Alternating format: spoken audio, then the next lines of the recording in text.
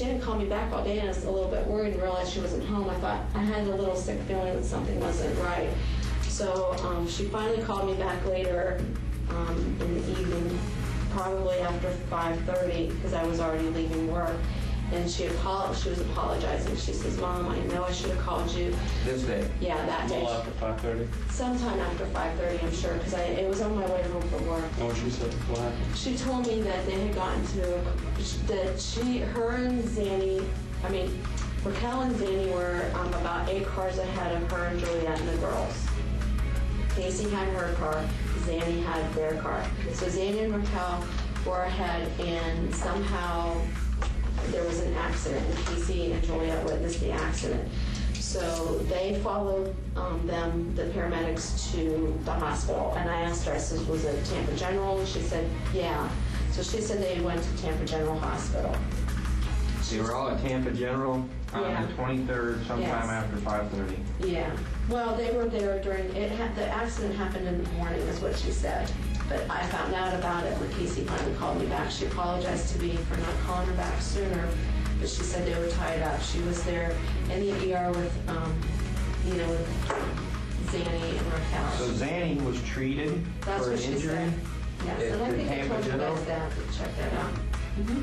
Okay, we'll get past that. We'll get in and do it now. If it was an oversight, we'll just move past. Yeah, I told someone, if not you, I told Sergeant Allen about it. All right, well, that's why we're in here. Right.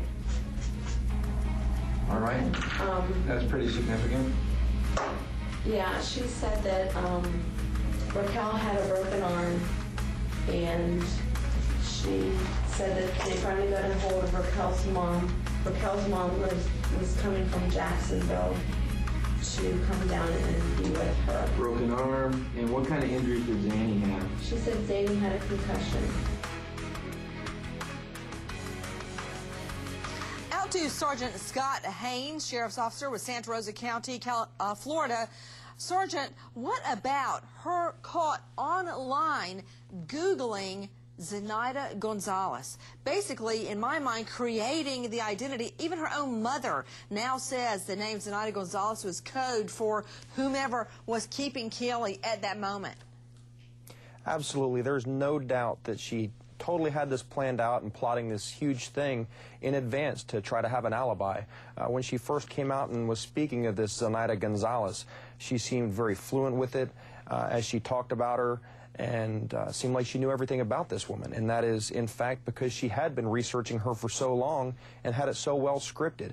There's no doubt in my mind, and I'm sure it's in Cindy's mind now too, that there is no such person, and they're just grasping for straws to try to figure out what happened to their granddaughter. Let's unleash the lawyers. Joining us tonight out of Washington, D.C., Christopher Amolch, criminal defense attorney. Also out of New York, veteran trial lawyer Carmen St. George. Don't you see, to the two of you, the significance of Mom Casey Anthony online Googling a Zenaida Gonzalez? She wasn't looking up like I would look up attorney Carmen St. George, New York City, if I wanted to find your work address.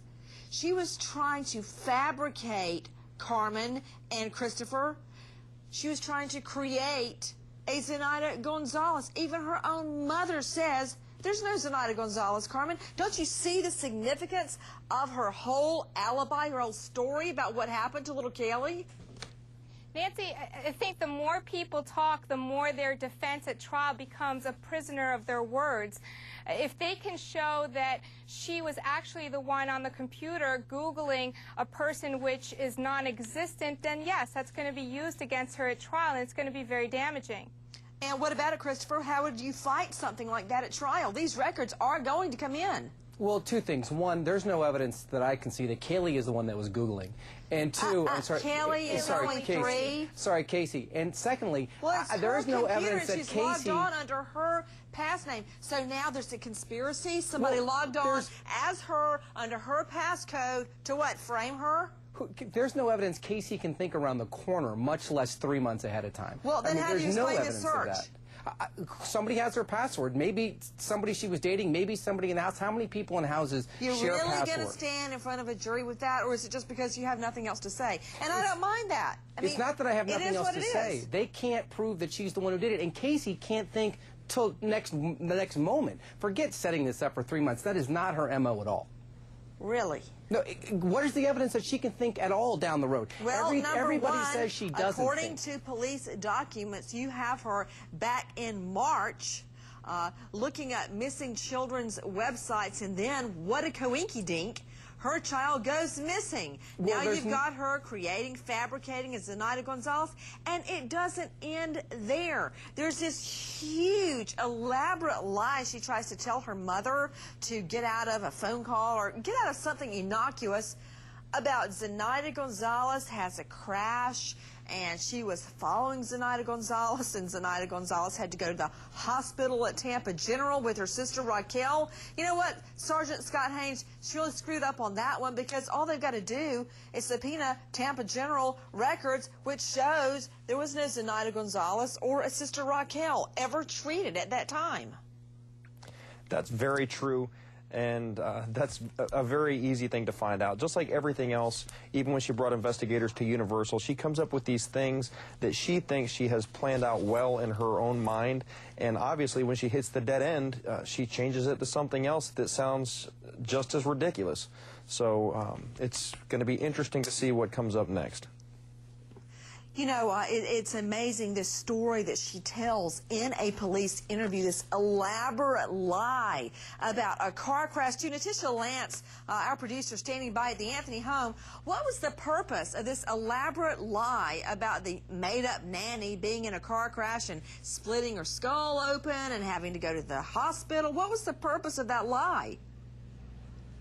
Well, Casey had told her parents that she was going to be working late, and then that working late turned into a conference that was, and they were going to be staying overnight at Hard Rock Cafe. Then the Hard Rock Cafe turned into Busch Gardens, and so on and so forth. And then they wind up at the hospital. So what was the purpose of the lie, Natisha? Why the lie? What was she trying to avoid? She was trying to avoid going home, Nancy.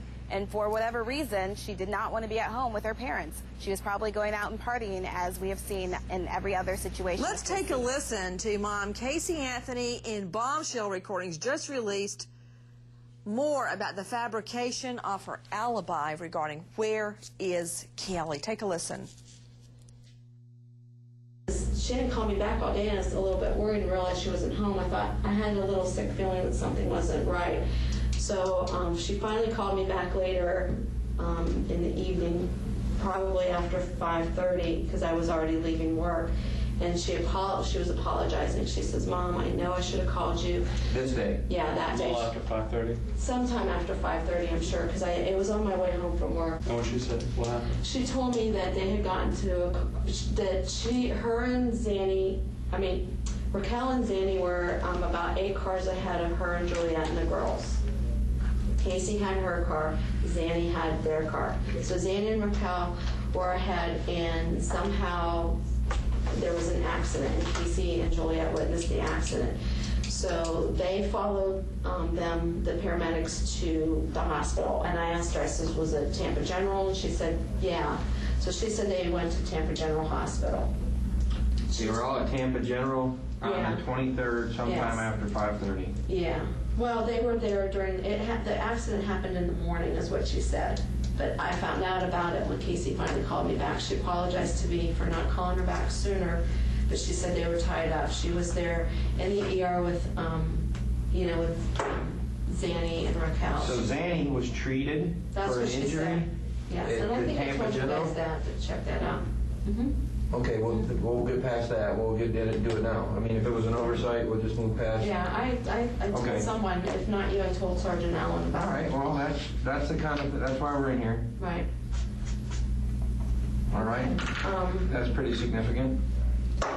Yeah, she said that Raquel had a broken arm, and she said that they finally got a hold of Raquel's mom. Raquel's mom was coming from Jacksonville to come down and be with her. Broken arm. And what kind of injuries did Zanny have? She said Zanny had a concussion. All of that could be documented if it really happened. That's a mighty big lie just to avoid going home for one night. Everybody, as we go to break, I want to thank you on behalf of veteran defense attorney Sandy Schiff. Your prayers and good thoughts have been heard. She is headed home after the fight of a lifetime battling leukemia. The next 100 days for her are critical.